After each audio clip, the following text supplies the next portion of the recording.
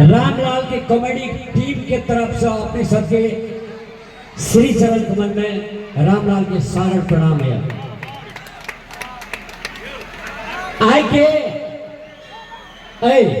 जनसागर में जे गोता लगवे के हमार टुनटुन बाबू और अशोक बाबू बहुत कठिन परिश्रम करके जे हमरा अपने सबके आशीर्वाद लेवे के लेल जे एठाम सेवा करे के मौका दिलखिन है। पावन भूमि में बहुत सारे कलाकार सब एठाम से कलाकारिता करके गेलखिन है।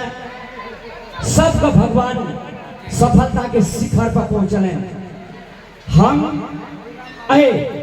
धरती का नमन करे चाहब जे अपने इस साइड जे देख रहे छे अपने संपूर्ण श्री रामचंद्र भगवान जी हमरा लेल अपने सभा श्री चरण कमल में रामलाल के सदैव प्रणाम रहत, सदैव नियमन रहत। और इस साइड से जे माताएं बहन